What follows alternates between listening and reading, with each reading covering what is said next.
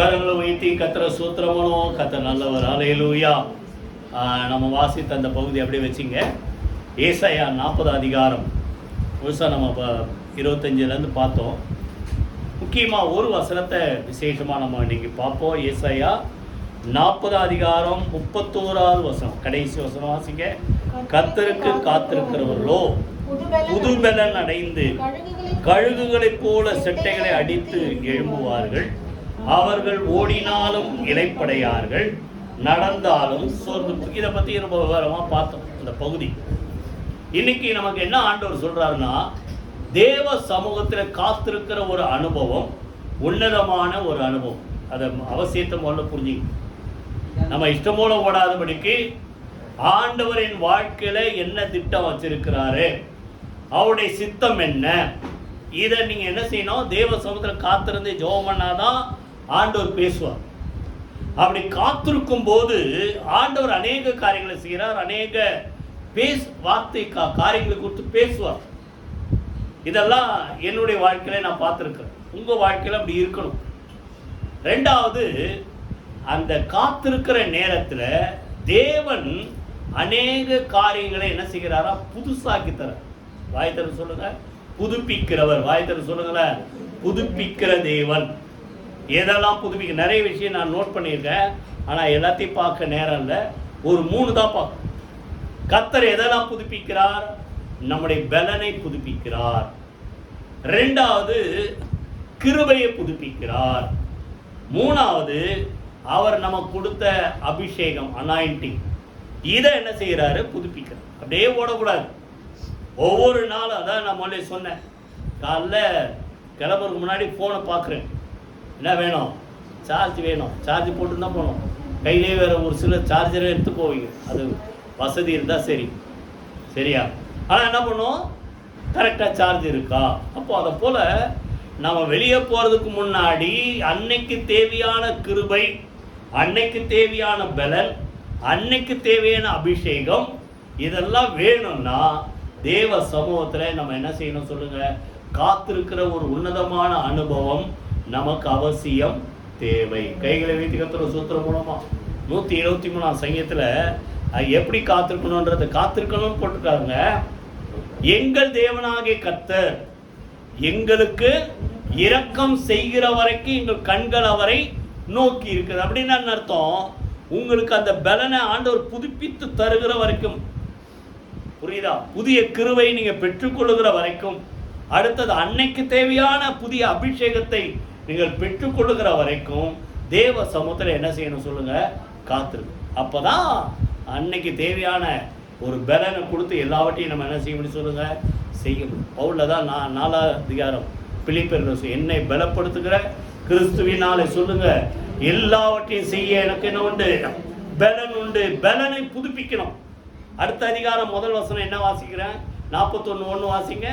41:1, தீவுகளே எனக்கு முன்பாக மௌனமாயிருங்கள், ஜனங்கள் தங்கள் பலனை புதிதாக்கி கொண்டு சமீபத்து வந்து பின்பு பேச கடவர்கள்.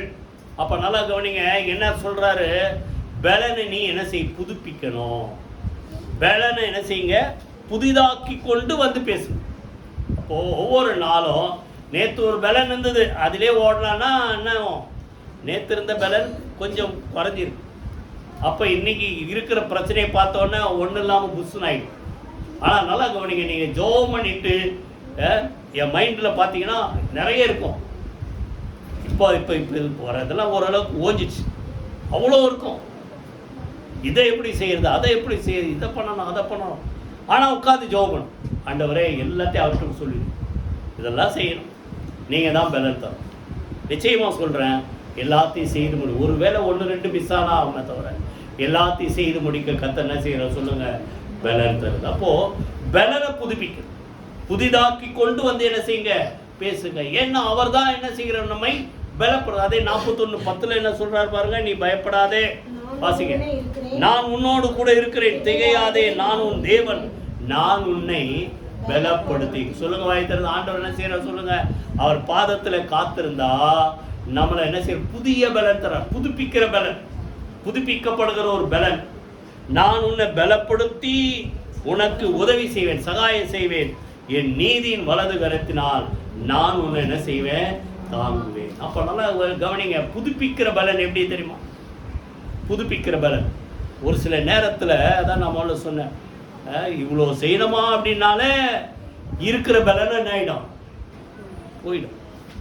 நமக்கு ஒரு சில நேரத்தில் பாரத்தை பார்த்தோன்னே இருக்கிற பலனும் போயிடும். அதான் மோசே சொல்கிறாரு, எவ்வளோ திறமையான ஒரு ஆள் இல்லை, அவர் என்ன சொல்கிறாரு, இது எனக்கு மிஞ்சின பாரம், இதை நான் ஒருவனாக என்ன செய்ய முடியாது, என்னால் தாங்க முடியாது, இந்த பாரத்தை என்னால் தாங்க முடியாதால என்ன செய்யுங்க, கொன்று போடுங்கன்றார்.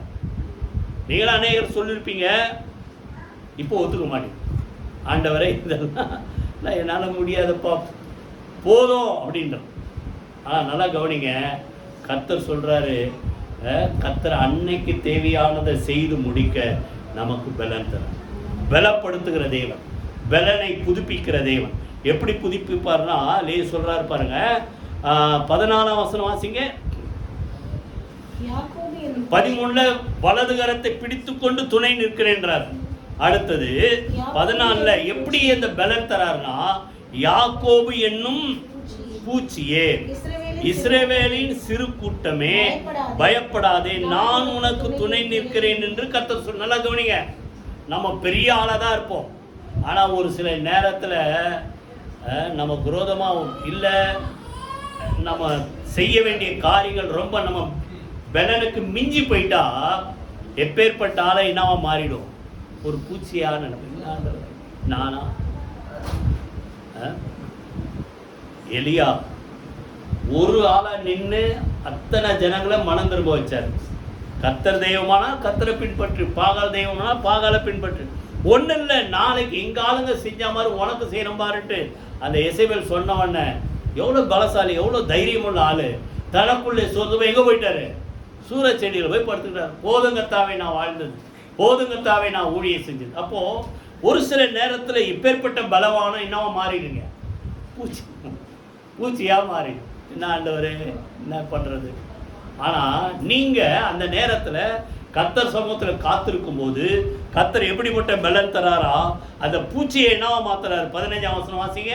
15ஆம் வசனம், இதோ 41:15, இதோ போர் அடிக்கிறதற்கு நான் உன்னை புதிதும் கூர்மையுமான பற்களுள்ள எந்திரமாக்குகிறேன். இப்போ பூச்சியை என்னவா மாத்துறாரா, புதுசா. அது கூட பாருங்க, பழைய பல்லு இல்லை. ஒரு சில நேரத்தில் இந்த மிக்சியில் இந்த தேங்காய் போட்டு அரைச்சிங்கன்னா அப்படியே முழுசாக அப்படியே இருக்கும். என்னாச்சு, மிக்சியில் இருக்கிற பல்லு, இந்த பிளேடு டீத், அது என்னாச்சு, தேஞ்சு போச்சு. அப்புறம் என்ன பண்ணோம், அந்த காலத்துலலாம் அதெல்லாம் விலை ரொம்ப விலைன்றதால அதை கொஞ்சம் ஷார்ப் பண்ணி போடுவோம். இப்போலாம் ரொம்ப ஈஸியாக ரொம்ப சீப்பாக விற்குது. உடனே போனால் டக்குன்னு ஒரு 50 ரூபா கொடுத்தா மாற்றி கொடுத்துருவோம். அப்போது அந்த மிக்சி பல்லுக்கே என்ன தேவை, ஒரு புதுசு தேவை. எத்தனை பேர் புரியுது? அப்போ நல்லா கவனிங்க, பூச்சியாக இருக்கிற ஒன்றை என்னவா மாத்துறாரு, தேஞ்சு போன பல்லு இல்லை, புதிதும் கூர்மையமாக்கப்பட்ட ஒரு பல்லுள்ள எந்திரமா உன்னை மாத்துறேன்றார். நீ அப்படி ஒரு பலனை பெற்றுக்கொள்ளும் போது நீ என்ன செய்வ, மலைகளை மிதித்து நொறுக்கி குண்டுகளை பதறி கூப்ப. அப்போ மலையை பார்த்து தான் பெரிய ஆளா இருந்த நீ என்ன உன்னை ஃபீல் பண்ண ஆரம்பிச்சிட்ட. புரிஞ்சுதா இல்லையா உங்களுக்கு? பெரிய ஆளா இருந்த நீ நமக்கு முன்னாடி இவ்வளோ பெரிய மலையா அப்படின்னு நினைச்சோன்னு பூச்சியா மாறி. ஆனால் நீங்கள் அதே நேரத்தில் கர்த்தருடைய சமூகத்தில் காத்திருந்து உங்கள் பலனை புதுப்பித்தால் உங்களை கர்த்தர் எப்படி மாத்துறாரு சொல்லுங்க, புதிதும் கூர்மையும் உள்ள பற்கள் உள்ள எந்திரமா மாற்றி நீங்கள் எதை பார்த்து பயந்தீங்களோ, இல்லை எந்த பிரச்சனையை பார்த்தோ, எந்த மனுஷனை பார்த்தோ, எந்த காரியத்தை பார்த்தோ நீங்கள் பயந்திருந்தா அதை என்ன பண்ணுவீங்க, ஒன்றும் இல்லாமல் பதறாக்கி போடுவீர்கள். என்ன சொல்றாரு, காத்து அதை என்ன செய்யுமா, தூற்றி கொண்டு போயிடுமா. அப்போ மலையை வந்து இப்போ பெரிய பெரிய பாறாங்கள்லாம் இருந்தால் காற்று தூக்கின்னு போமாங்க, போகாது. அதே மலையை நீ வந்து உடைச்சி தூளாக்கிட்டீங்கன்னா காத்தடிச்சின்னா புழுதி பறக்கிற மாதிரி உங்களுக்கு முன்பாக எதிராக இருந்த அந்த மலை சொல்லுங்க வாய்த்துறது என்ன மாறும், காத்து அச்சின்னு போற மாதிரி தூக்கி கொண்டு போகும். கையில் வீதி கத்துற சூத்திரமனும். அப்போ நல்லா கவனிங்க, அப்போ தேவன் நமக்கு என்ன கொடுக்குறாரு சொல்லுங்க, பலனை புதுப்பிக்கிற. வாய்த்துறது சொல்லுங்களேன், பலனை எப்போ, அதை மறந்துடாதீங்க. தினந்தோறும் காலையில் எந்திரிச்சு என்ன செய்யணும், ஜெபம் பண்ணாதான் இதெல்லாம் நடக்கும். புரியுதா? பலனை புதிதாக்கி கொண்டு வந்து பேசுகின்றார். பலவீன நேரத்தில் பலன் கொடுக்கிற தேவன். 2 கொரிந்தியர் 12:9 இவர் என்ன சொல்றார்? ஆண்டவரே பலவீனம் நீங்கணும். புரியுதா? ஆண்டவர் என்ன சொல்றாரு? உன் பலவீனத்தில் என் பலன் பூர்ணமாய் விளங்கும், என் கிருபை உனக்கு. அதான் தேவ சமூகத்தில் காத்திருக்கிற அந்த அனுபவம். நீ காத்திருந்தா அவர் பலன் கொடுப்பார். அந்த பலத்துல எல்லாவற்றையும் நாம் என்ன செய்வோம் சொல்லுங்க? செய்து முடிப்போம். கைகளை வீதி கர்த்தருக்கு ஸ்தோத்திரம் பண்ணுவோம். சங்கீதத்தில் 84 சங்கீதம் நேத்தம் முந்தா நாள் படிச்சேன். 84 நேத்தம் படிக்கும் பார்த்தா உண்மையிலே பாட்டு பாடணும்ல. உண்மையிலே பலன் கொள்ளுகிற மனுஷனும் தங்கள் இருதயங்களில் செவ்வையான வழிகளை கொண்டிருக்கிறவர்களும் பாக்கியவான்கள். அவர்கள் சொல்லுங்க, அவர்கள் என்ன செய்வார்கள் சொல்லுங்க? அழுகை பள்ளத்தாக்கை உருவ நடந்து அதை நீரூற்றாக்கி கொள்வார்கள். அவர்கள் பலத்தின் மேல் பலமடைந்து சீயோனிலே தேவ சந்நிதியிலே வந்து காணப்படுவப்ப. நல்லா கவனிங்க, நம்ம பலன் எங்க? அந்த இடம் தான், அவர் பாதம் தான், அவர் சமூகம் தான், அவர் பிரசன்னம் தான் நமக்கு பலன் தருகிற இடம். எத்தனை பேர் புரியுது? அதான் ஆண்டவர் சொல்றார், நீங்க என்ன செய்யுங்க? எருசலேம் நகரத்தில் காத்திருங்க. இதை தான் தேவன் பாதத்தில் நம்ம காத்திருக்கிற அனுபவம் இருந்தா எதை செய்யணும்னாலும் அதை செய்து முடிக்க தேவையான பலனை சொல்லுங்க கர்த்தர் நமக்கு தருகிறவர். கையில் வைத்து ஒரு சில நேரத்தில் சரீர பிரகாரமாக நல்லா இருப்போம், ஆனால் மனசில் ஒரு சோர்வு. அது என்னது? விசுவாசம் இல்லாமல் விசுவாசத்தில் ஒரு பலவீனம். ரோமரில் போட்டு 14 அதிகாரம் 1ஆம் வசனம், 15 அதிகாரம் 1ஆம் வசனம் நீங்கள் படிச்சுப்பார். விசுவாசத்தில் பலவீனம். அப்போ அப்படிப்பட்ட மக்களை பலப்படுறதுக்கு இன்னொரு ஆளை வச்சு ஆண்டவர் உபயோகப்படுத்துறார். விசுவாசத்தில் பலவீன மக்களை என்ன செய்யுங்க? நீங்க சேர்த்துங்க, அவங்கள பலப்படுத்துங்க. அவனுடைய மன ஐயங்களை என்ன செய்யாதீங்க? தப்பா நினைக்காதீங்க. இது கூட உனக்கு தைரியம் இல்லையா? இது கூட உனக்கு விசுவாசம் இல்லையா? என்ன செய்யாத? அர்த்தமா பேசாத. அவனுக்கு 4 வார்த்தையை சொல்லி அவனுடைய விசுவாசத்தை என்ன செய்? தட்டி எழுப்பு. எத்தனை பேர் புரியுது அவங்களுக்கு? அப்போ சரீரத்துல பலம் இருக்கும், மனசுல சோர்வு. இதெல்லாம் எப்படி சாதிக்கிறது? இதுக்கும் எந்த இடம் தான் சொல்லுங்க? விசுவாசம் வரணும்னா சொல்லுங்க, தேவ சமூகத்தில் இருந்தா கர்த்தர் பேசுவார். நம்ம இருதயத்துல விசுவாசம் என்ன செய்ய சொல்லுங்க? பெருகும். கைகளை வைத்து கர்த்தர் சூத்திரம் பண்ணுவோம். அப்போ பலனை புதுப்பிக்கிற தெய்வம் எதையும் செய்ய பலன் தருவார். அந்த அருமையான யாரு? சாராள். எபிரேயர் 11:11 நல்ல நம்பர் ஞாபகம். விசுவாசத்தினாலே சாராளும் எதுக்கு பலன் அடைந்தால்? கர்ப்பந்தரிக்க பலன் அடைந்து. அப்போ நம்மளால முடியாதுன்னா அதே மனசுல ஓடாது கூட. தேவ சமூகத்தில் நீங்க காத்திருந்தா பலனையும் புதுப்பிப்பார்.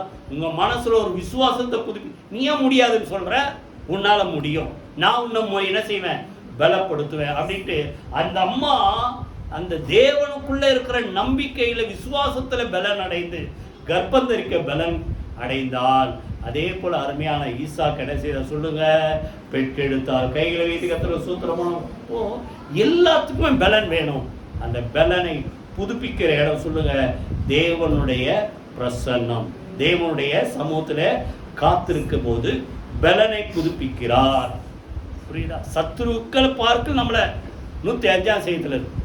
சத்துருக்களை பார்க்க நம்மை பலவான்களாய் மாற்றுகிற தேவன். இன்னைக்கு யார பயம் என்ன வருது? இவ்வளவு பெரிய ஆளுக்கு எதிராக நான் நிற்கிறதா? முடியாது. ஆனா ஆண்டவர் என்ன செய்வாரு? நீங்க தேவ சமூகத்தில் காத்திருந்தா அவனை விட உங்களை கர்த்தர் பலவானாய் மாற்றுவார். பலவீனனும் தன்னை என்ன சொல்லணும்? பலவான் என்று சொல்வானாக. பலனை புதுப்பிக்கிறவர்.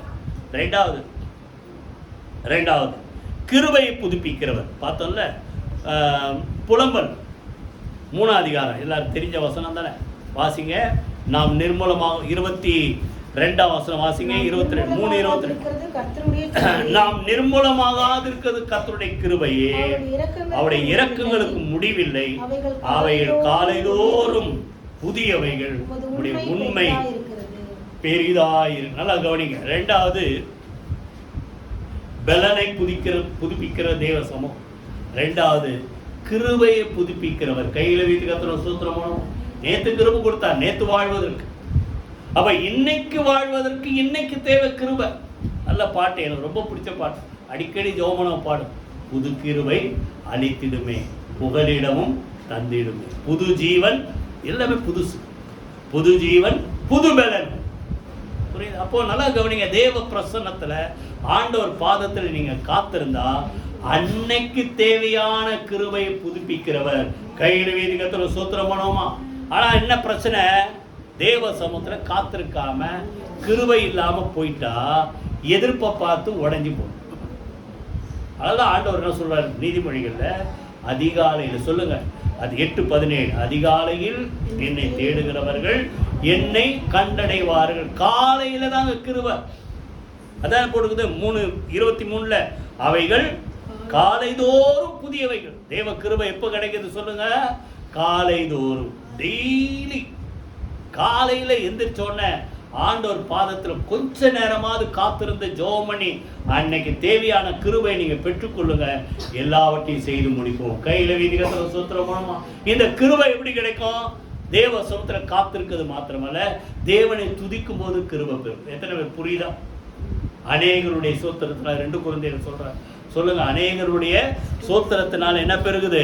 கிருபை பெருகப்போ நீங்க துதிக்க துதிக்க பயம் இருந்த இடத்துல, புரியுதா, குழப்பம் இருந்த இடத்துல, சோர்வு இருந்த இடத்துல, இந்த இருதயத்துல தேவ கிருபை கர்த்தர் நம்மை நிரப்புவார். கைகளை வீதி கர்த்தர் சோத்திரமா துதிக்க துதிக்க தேவ கிருபை. அடுத்தது பாத்தீங்கன்னா நல்லா கவனிங்க, அந்த காலையில எப்பவுமே நல்லா கவனிங்க, அத பழக்கத்தை விட்டுறாரு. ஏன்னா அன்னைக்கு பாத்தீங்கன்னா முதல்ல என்ன கேட்டாங்க, தண்ணி இல்லைன்னாங்க, அப்புறம் தண்ணி கொடுத்தார், புரியுதா? அப்புறம் என்ன பண்றாங்க, பசி, பசியினாலே கொள்வதற்காகவா எங்களை எகிப்திலிருந்து கூப்பிட்டு வந்தீங்கன்றாங்க. யாத்ராம் அப்புறம் வீட்டில் போய் படிச்சு பாருங்க 16ஆம் அதிகாரம். உடனே தேவனை நோக்கி கூப்பிட்ட உடனே ஆண்டவர் சொல்றார், அவர்கள் காலையில புசிக்கிறதுக்கு மன்னாவை தருவேன், சாயந்தரம் இறைச்சியை தருவேன்ட்டார். இப்போ அந்த மன்னா எப்போ கிடைக்குமா? காலைதோறும், விடியற் காலைதோறும் பார்த்தா அந்த பாளையம் முழுசும், அவங்க இருந்த சுத்து வட்டார முழுசும் பனி பெஞ்சிருக்கு. அந்த பனி நீங்கின உடனே அங்க பார்த்தா உருட்சியா சின்ன சின்னதா பொடி பொடியா என்னது வெண்மையா இருந்தது. தேனிட்ட பணியாரமோ அது டேஸ்டா இருந்தது. அதுதான் ஆண்டவர் என்ன சொல்றாரு, இதுதான் தேவன் உங்களுக்கு கொடுத்த அப்பம். இது யார் சாப்பிட்ற அப்பம்? தேவ தூதர்கள் சாப்பிட்ற அப்பம்ன்றார். அது அப்போ நல்லா கவனிங்க, அது எப்போ கிடைக்காதான் முக்கியம். அதுக்குதான் வர கிருபை வேணும். எப்போ கிடைக்கும்? விடியற்காலம். எத்தனை பேருக்கு அந்த பழக்கம் இருக்கு? இன்னைக்கு எத்தனை மணிக்கு? 9 மணிக்கு. என்ன நீங்க எத்தனை மணிக்கு எச்சிருக்கணும்? காலகாலத்தில் எச்சா தானே 9 மணிக்கு வர முடியும். ஏன் லேட்டு? எந்திரிக்கிறது லேட். பழக்கமாக வச்சுங்க அலாரம். இப்போதான் முன்னாடிலாம் நாங்களாம் வந்து இந்த ரவுண்டு அலாரம் வச்சு எழுந்திருப்போம். இப்போல்லாம் அந்த அலாரம்லாம் வாங்க தேவையில்லை. ஃபோனில் வச்சா அதுவும் ஒரு அலாரத்தில் எழுந்திருக்கேன்னா திருப்பி தூங்கிட்டீங்கன்னா ஒரு 4 அலாரம் கூட வச்சுக்கலாம். வரிசையா 5 நிமிஷத்துக்கு ஒரு தடவை வச்சுக்கிறவங்க என்ன எந்திரிவீங்கல்ல, செய்யுங்க. காலையில் எந்திரிச்சு ஆண்டவர் தேடுங்க, கிருபை கொடுப்பார். இப்போ திருப்பி வரேன். அந்த மன்னா பார்த்தீங்கன்னா யாராவது வச்சிருக்கீங்களா அந்த பேஜ்? யாத்ரா 16ஆம் அதிகாரம், ஒரே ஒரு வசனம் நான் சொல்றது.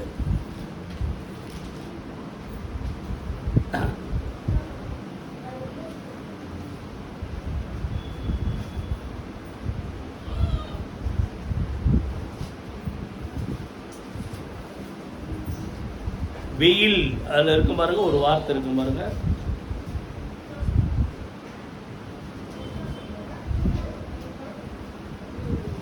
இருபத்தி 1. அதை விடிய காலந்தோறும் அவரவர் புசிக்கும் அளவுக்கு தக்கதாக சேர்த்தார்கள். வெயில் ஏற ஏற அது உருகி போகும். நல்லா கவனிங்க, வெயில் ஏற ஏற 21ஆம் வசனம் 16 யாத்ரா 16:21. வெயில் ஏற ஏற மண்ணை என்ன செய்ய காணாமல் போய் உருகிடும். எத்தனை பேர் புரியுது? எப்போ தேவ பிரசன்னத்துல கிருபை புதுப்பிக்கப்படணும், தேவ கிருபை நீங்க பெற்றுக்கொள்ளணும்னா எப்போ கேட்கணும்? காலையில. சொல்லுங்க வாய் திறந்து. காலையில, அதிகாலையில். வசனம் போன வாரமா முந்தின வாரமா எல்லாம் அந்த ஈஸ்டர் அன்னைக்கு இல்லை, காலையில. ஏன் காலையில எந்திரிக்கிறாங்க? ராத்திரியே அவரை பார்க்கணுன்ற ஆசை. அதான் ராத்திரி முழுசும் முடிச்சிருந்து காலகட்டத்தை சொல்லிட்டாங்க. இரவிலும் என் ஆத்துமா உம்மை தேடுகிறது. எதுக்கு? ஆண்டவரை பார்க்கணுன்ற ஆசை. அது இருந்த காலையில எந்திரிச்சு நீங்க என்ன செய்வீங்க? ஜெபம் பண்ணுவீங்க. அன்றைக்கு தேவையான கிருபை கிடைக்கும். அந்த காலையில விட்டீங்கன்னா வெயில் ஏற அந்த கிருபை வாங்காம நீங்க போயிட்டா கடைசியில ஒண்ணுமே என்ன செய்யாது, கிடைக்காது. எத்தனை பேர் புரியுது? நல்லா கவனிங்க. தினந்தோறும் தேவ சமூகத்துல விடியற்காலத்துல அதான் சொல்றார், நீ எப்ப காத்துரு? விடியற்காலத்துல. யாத்திரை 34 அதிகாரத்தில் சொல்றார், விடியற்காலத்துல ஆயத்தமாகி மலையிலே தேவ சமூகத்துல வந்து காத்துருன்றார். அப்பதான் நான் என்ன செய்வேன்? உடன்படிக்கை பலகை நான் உனக்கு கொடுப்பேன். அப்போ எப்பவுமே நல்லா கவனிங்க, காலையில கத்தரை தேடுற பழக்கத்தை வச்சுங்க. அந்த கிருபை இருந்தா போதும், எல்லாத்தையும் நம்மளால செய்வோம். கை வீட்டு கத்தரை சோத்திரமோ. ஏசாயா 54 சொல்றார், இமைப்பொழுது அற்ப காலம் மூண்ட கோபத்தினால் இமைப்பொழுது என் முகத்தை உனக்கு மறைத்தேன், ஆனாலும் என்ன செய்வென்றாரு? நித்திய கிருபையுடன் உனக்கு இறங்குவேன். 8ஆம். அடுத்தது அந்த கிருபை விலகாதுன்றதுக்கு சொல்றார், நோவா காலத்தில் அவன் நோவாவோடு நான் உடன்படிக்கை செய்தது போல உன்னோடு நான் உடன்படிக்கை செய்கிறேன். எதை செய்ய மாட்டேன்? கிருபை உன்னட்டு விளக்க மாட்டேன்னு சொல்லிட்டு 10ஆம் வசனத்துல சொல்றாரு, மலைகளே விலகி போனாலும் பர்வதங்களே பெயர்ந்து போனாலும் என் கிருபை உன்னை விட்டு விளக்காமலும் உங்கூட நான் செஞ்ச உடன்படிக்கை நிலை பெயராமலும் இருக்கும் என்று உண்மையில் சொல்லுங்க மனதுருகுகிற கர்த்தர் சொல்லுங்க. அந்த கிருபை தான் தேவ மனதுருக்கத்தை என்ன சொல்றது? அது ஆக்சுவலாக கிருபைன்னா நல்லா கவனிங்க. மனதுருக்கத்தோட நீங்க ஒரு ஆளுக்கு ஏதோ ஒன்று செய்யணும். எல்லாத்துக்கும் விசேஷமும் உங்க பிள்ளைங்களுக்கு தான். அதான் 103ஆம் சங்கீதத்தில் தகப்பன் சொல்லுங்க தன் பிள்ளைகளுக்கு இறங்குகிறது போல கர்த்தர் தமக்கு பயந்தவர்களுக்கு என்ன செய்கிறார்? இறங்குகிறார். கிருபைன்னா அத பிள்ளைக்கு தகப்பன் எப்படி மனதுருக்கத்தோட ஒரு காரியத்தை செய்யறானோ அதே போல நீங்க தேவ சமூகத்துல காத்திருந்தா உங்களுக்கு தேவையான கிருபை கர்த்தர் கொடுப்பார். அதை மிஸ் பண்ணிட்டா வெயில் ஏற ஏற மண்ணா கரைந்து போய் ஒன்றும் கிடைக்காத மாதிரி கடைசியில் அதை என்ன செய்வீங்க? இழந்து போயிடுங்க. அதனால இன்னைக்கு ஒரு தீர்மானம் பண்ணுங்க, தினந்தோறும் காலையில என்ன செய்ய சொல்லுங்க, தேவ சமூகத்துல காத்திருப்பேன், கர்த்தருடைய பலனை பெற்றுக்கொள்ளுவேன், பலனை கர்த்தர் புதுப்பிப்பார். 2வது சொல்லுங்க, புது கிருபை பெற்றுக்கொள்ள கிருபை கர்த்தர் புதுப்பிப்பார். 3வது புதிய அபிஷேகம். தேவ சமூகத்திலே காத்திருக்கும் போது புதிய அபிஷேகம். 92ஆம் சங்கீதம் 10ஆம் வசனம் யாராவது வாசிங்க. 92ஆம் சங்கீதம் 10ஆம் வசனம். என் கொம்பை காண்டாமிருகத்தின் கொம்பை போல உயர்த்துவீர், புது எண்ணெயால் சொல்லுங்க அபிஷேகம் பண்ணப்படுகிறேன். கைகளை வீதிகத்துல சொல். அப்போ காலைதோறும் காத்திருக்கும் போது சொல்லுங்க புது பலன், 2வது புது கிருபை, 3வது என்னது? புதிய அபிஷேகம். நேற்றைக்கு எல்லாத்தையும் சாதிக்கிறது அவருடைய அபிஷேகம் தான். அபிஷேகம்னா ஏதாவது தப்பா நினைச்சிடாதீங்க, தேவ பலன் நமக்குள்ள இறங்குது. பரிசுத்த ஆவி உங்களிடத்துல வரும்போது சொல்லுங்க என்ன சொல்றாரு? நீங்கள் பலன் அடைந்து எனக்கு உங்க ஊர்ல பக்கத்து ஊர்ல உலகம் முழுசு எனக்கு என்ன செய்வீங்க? சாட்சிகளாக இருப்பீங்க. அந்த பலன் வரணும்னா அவர்களை என்ன சொன்னாரு? காத்துருங்க. இது அந்த வார்த்தைக்கு சொல்றேன். லூக்கா 24ஆம் அதிகாரத்தை பரமேறி போகும்போது அதான் சொல்றாரு, பிதாவுடைய வாக்குத்தத்தம் நிறைவேறுவதற்கு என்ன செய்யுங்க? எருசலேம்ல என்ன செய்யுங்க? பலனால் தரிப்பிக்கப்படுகிற வரைக்கும் எருசலேம்ல காத்திருங்கள். 24ஆம் அதிகாரத்தில் பின்னல கடைசி வசனங்கள் 2 வசனத்தை படிச்சா புரியும், ஒரு 3 வசனம் முன்னாடி. அடுத்தது அப்போஸ்தலர் நடவடிக்கைகளை சொல்ற 1ஆம் அதிகாரம் 5ஆம் வசனம் 6ஆம் வசனம் நீங்க அப்புறம் படிச்சுப்பாரு. இக்காலத்துல ராஜ்யத்தை திரும்ப கொடுப்பீங்கன்னா அவங்க நினைச்சாங்க எருசலேம்ல காத்திருங்கன்னு உடனே நம்ம ஒரு ராஜ்யம் வந்துட போகுதுன்னு நினைச்சாங்க. அவர் சொல்ற ராஜ்யம் இல்லப்பா, நீ காத்திருந்தா பிதா வாக்குத்தத்தம் பண்ணினதை நான் உங்களுக்கு தருவேன், பலனால் என்ன செய்வீர்கள்? நீங்கள் புதுப்பிக்கப்படுதா பரிசுத்த ஆவியினுடைய வல்லமை நான் உங்கள் மேல். அதே போல அந்த 50வது நாளிலே அவர்கள் காத்திருக்கும் போது ஒருமனப்பட்டு ஓரிடத்தில் கூடி வந்தார்கள். அவர்கள் எல்லார் மேலும் சொல்லுங்க. அக்கினிமயமான நாவுகள் போல பிரிந்திருக்கும் நாவுகள் அவர்கள் மேல வந்து இறங்கினது. அவர்கள் ஒவ்வொரும் கர்த்தர் தங்களுக்கு தந்தருளின வெவ்வேறு பாஷைகளை என்ன செய்தார்கள் சொல்லுங்க, அவர்கள் பேசினார்கள். கைகளை வைத்து கர்த்தர் சூத்திரம் மூலமா. அப்போ காலதோறும் காத்திருக்கணும். நான் காத்திருக்கும் போது எதை புதுப்பிக்கிறார் சொல்லுங்க, நம்ம கொடுக்குற அபிஷேகத்தை புதுப்பிக்கிறார். எண்ணெயால் அபிஷேகம் பண்ணணும்னு சொல்லலாம், ஆனா என்ன சொல்றாரு, புது எண்ணெயால். அப்ப இன்னைக்கு ஒரு காரியத்தை நீங்க செய்யணும், சாதிக்கணும், பெற்றுக்கொள்ளணும் அப்படின்னா இன்னைக்கு ஒரு புது அபிஷேகம் நமக்கு தேவை. அப்ப அவர் சமூகத்துல காத்திருக்கும் போது அப்படிப்பட்ட ஒரு அபிஷேகத்தை தேவன் தரும். ஒரு 2 வசனத்தை வாசி நம்ம முடிச்சிருவோமா? 45ஆம் சங்கீதம் 7ஆம் வசனம் வாசிங்க. 45ஆம் சங்கீதம். நீர் நீதியை விரும்பி அக்கிரமத்தை வெறுக்கிறீர். ஆதலால் தேவனே, உம்முடைய தேவன் உமது தோழரை பார்க்கிலும், உம்முடைய தோழரை பார்க்கிலும் ஆனந்த தைலத்தினால் அபிஷேகம். ஆனந்த தைலத்தினால் அபிஷேகம். தைலம் என்பது அபிஷேகம் பண்ணப்படுகிற அனாயிண்டிங். இது என்ன தைலம் சொல்லுங்க, என்ன தைலம்? ஆனந்த தைலம். கையில் வீதிகத்துல சூத்திரம் பண்ணுவோமா? அப்போ நம்ம ஒரு தலைவலி வந்தா ஒரு தைலம் வாங்கி போட தெரியுது. சோர்ந்து போறீங்க, இருக்கிற இதெல்லாம் அப்படியே ஒரு மாதிரி ஆகுதுன்னா தேவ சமூகத்துல காத்துருங்க. இப்போ அவர் கொடுக்கிற அந்த அபிஷேக தைலம் உங்களுக்கு எதை கொடுக்கும் சொல்லுங்க? சந்தோஷத்தை கொடுக்கும். கையில வீட்டுக்கு எத்தனை சூத்திரமா, எத்தனை நான் சொல்ற எத்தனை புரியுதா? தேவ சமூகத்துல காத்திருந்தா எவ்வளவுதான் உங்களை சோர்வடைய வச்சு ஒரு ஏமாற்றம், தோல்வி இதெல்லாம் இருந்தாலும் அவருடைய அபிஷேகம் உங்களுக்குள்ள வந்துச்சுன்னா கர்த்தர் என்ன செய்வார் சொல்லுங்க? துக்கத்தெல்லாம் கர்த்தர் சந்தோஷமாய் மாற்றுவார். கையில வீட்டு கர்த்தர் சூத்திரம் மூலமா இதான் சொல்றார். இளைப்படைந்தவனுக்கு இளைப்பார பண்ணுகிற ஒரு இளைப்பாறுதல், இதுதான் ஆறுதல். ஏசாயா 28 அதிகாரத்தில் சொல்றார், பரியாச உதடுகளினாலும் அந்நிய பாஷைகளினாலும் சொல்லுங்க அவர்களோடு கூட ஆண்டவர் என்ன செய்வார்? பேசுவார். இதான் என்னது? தேவன் கொடுக்கிற ஒரு புது அபிஷேகம். அப்படி பேசும்போது அவர்களுக்குள்ள என்ன வருது சொல்லுங்க? சந்தோஷம். அங்க 45ஆம் சங்கீதம் என்ன சொல்றார்? இதுவே ஆறுதல். கைகளை வேதிகத்துல சோத்திரம் போனோமா? அதான் அப்போஸ்தலர் நடவடிக்கைகளை நீங்க பாத்தீங்கன்னா ஒரு வார்த்தை, அபிஷேகம் உள்ள வந்தா நமக்குள்ள இருக்கிற துக்கம் போயிடும். எத்தனை பேர் புரியுது? ஒரே ஒரு வசனத்தை வாசி நம்ம முடிச்சு ஜெபம் பண்ணுவோம். அப்போஸ்தலர் நடவடிக்கைகள் 13:52. 13:52 யாராவது வாசிங்க.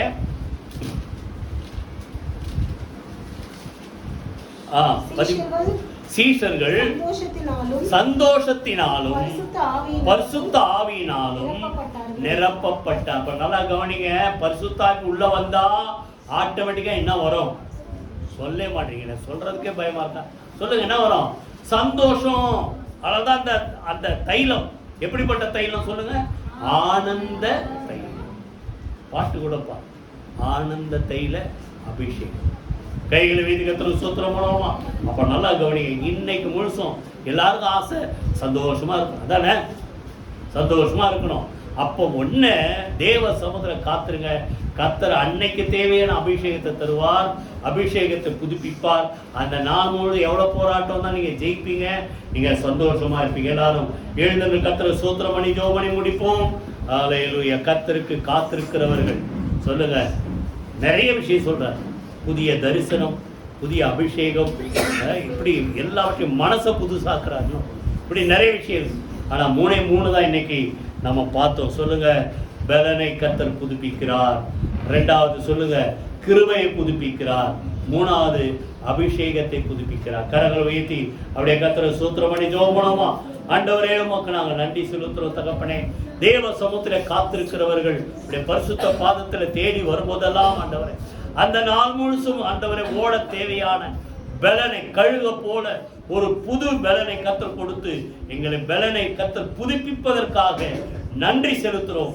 நீர் கொடுக்கிற அந்த பலனினால் சத்துருக்களை மேற்கொண்டு ஜெயிக்க ஆண்டவரை எங்களுக்கென்று கர்த்தர் நியமித்த எல்லா காரியங்களும் செய்து முடிக்க ஆண்டவரை பலவீனங்கள் நீங்கி நாங்கள் பலன் அடைய கர்த்தர் எங்கள் பலனை புதுப்பிப்பதற்காக நன்றி செலுத்துறோம். காலைதோறும் ஆண்டவரே புது கிருபை கொடுத்து அந்த நாள் முழுசு ஆண்டவரே நாங்கள் வாழ தேவையான கிருபை வல்லமையும் கர்த்தர் எங்களுக்கு தருவதற்காக நாங்கள் நன்றி செலுத்துறோம்.